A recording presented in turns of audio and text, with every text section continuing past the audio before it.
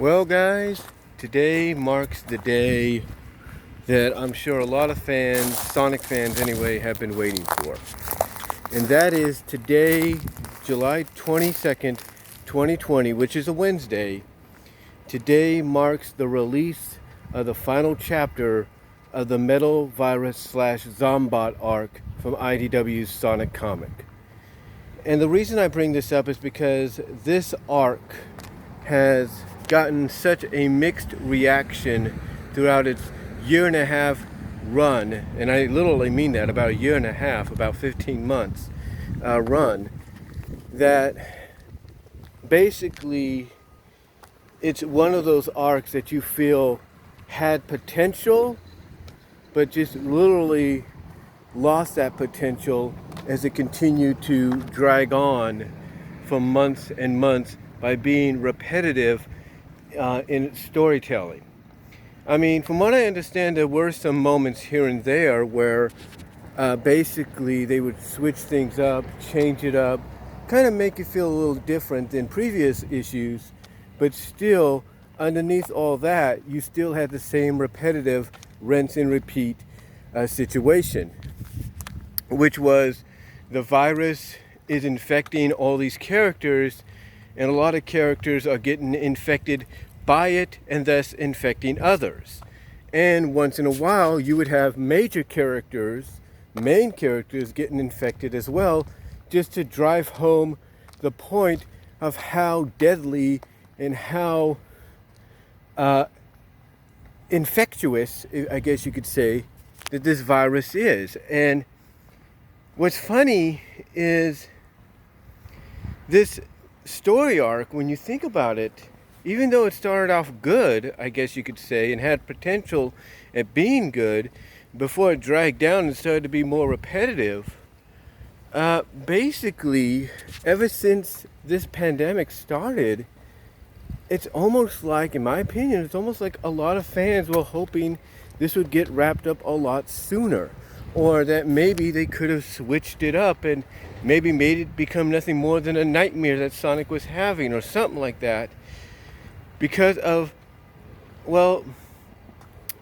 how closely identical the situation is to real life right now because of what's going on. Now, that's just my opinion, but it seems that a lot of folks, especially if you go to a place like Sonic Stadium and read what they've had to say about the issue, some are mixed about it finally ending. Some have mixed reactions. Basically, some, they enjoyed, the ending, they enjoyed the fight scenes, if you will, in the final chapter. Like I said, some enjoyed the fight scenes, some enjoyed the moment visually of the virus being removed from the planet and from those infected. Some people liked the reuniting of Cream with her mom and her two child friends. People loved the Chaotix getting back together. They loved the reuniting of Whisper and Tangle. I don't know if there's a little bit of comedicness there to where maybe Whisper just whacks Tangle with her own tail to kind of get the message across of, hey, you should have listened to me, kind of deal. Or basically kind of a, you should respect what I say. If you're my friend, you'll respect what I say next time and not get involved, kind of deal. I don't know, but here's the thing. We knew the main characters were going to be fine. We knew all the characters were going to be fine. And like I said, I think that's why the arc itself is getting a mixed reaction.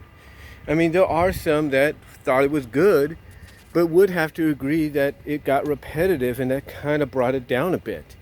There were some that were mixed about it. I mean, from what I can understand, like I said earlier, some thought it started out good, started out with some great potential, but then it quickly went downhill by becoming repetitive, with the exception that here and there it would try to switch things up to make things feel more fresher. Well, others, they just didn't like the story.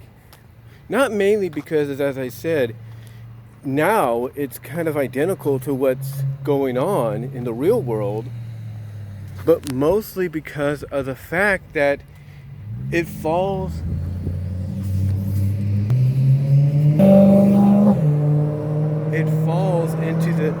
same category that a lot of stories that Ian Flynn had done even before Sonic went to IDW, when it was still under Archie, had done prior, and that's basically kill off characters.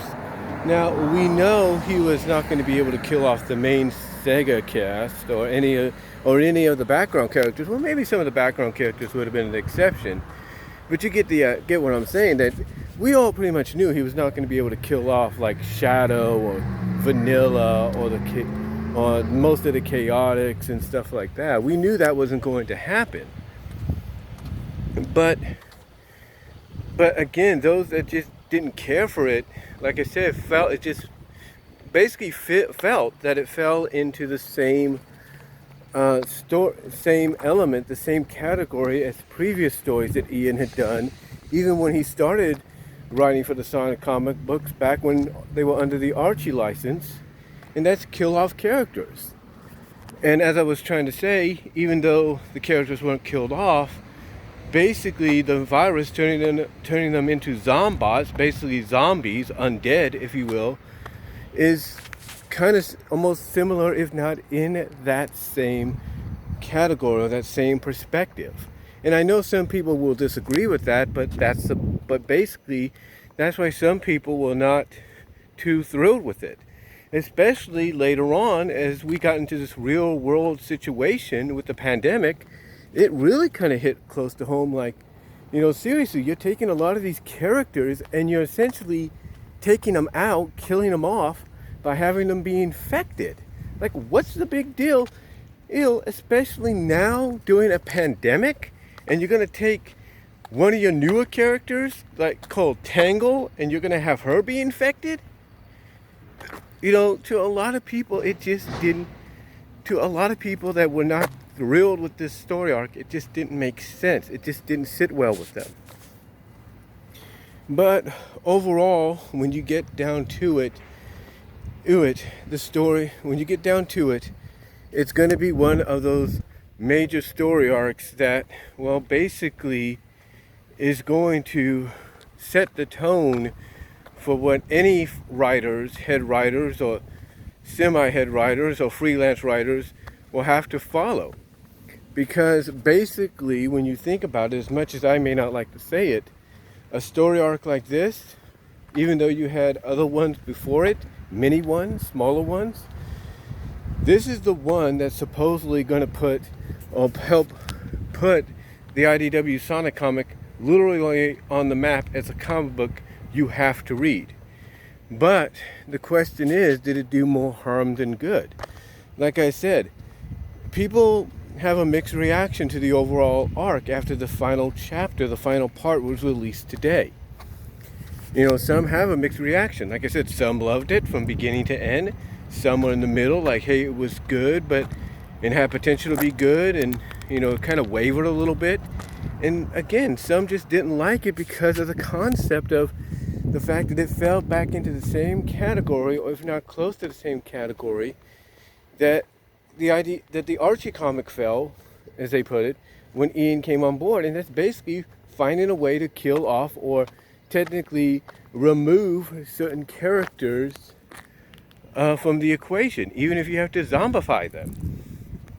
And it just didn't, like I said, it just did not sit well with those that feel someone like Ian Flynn, who is potentially a good comic book writer, it just felt wrong to them. It felt like this guy doesn't need to keep going down that route. That if you're going to do a story that's actually enjoyable. It's not depressing. And that's the one thing that some people, all across the board, I guess you could say, would agree that despite as good as this was, it was a very depressing arc, at times, because you had characters that people loved every now and then being infected just to get a point across of how deadly this virus was, or how infectious it was.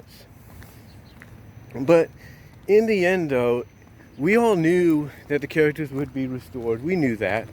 We knew the characters would be restored, and they were. But now that the main portion of the story arc is over, we now have 2 or 3 more issues to go. That's part of the story's epilogue. And I think we all know where it's going to go from there. And as far as the last thing that a lot of people are talking about at the end of the story arc is concerned, let me put it to you like this. Do you think you seriously think Sega's going to allow the mascot, the main mascot, the guy that just had the character that just had a successful movie debut, do you think they're about to let him be killed off in a comic book, especially when he goes super? I don't think so. I think what we're going to get is a similar situation to what we had in the season 2 finale of Sonic X. Some people brought that up, to where Sonic's going to return as Super Sonic and basically beat down Eggman once and for all, or at least beat him down to the point that we won't see him for a while. So that's what I think is going to happen. Because again, you think Sega's going to allow the main mascot to get killed off? I don't think so.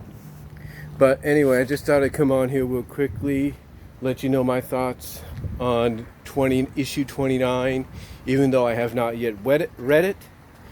I'm going off by what I've read, what people have had to say on places like Sonic Stadium and whatnot, and other places, other forums. So let me know what you guys all think down below. Comment if you like. I gotta get back into work, and I'm out.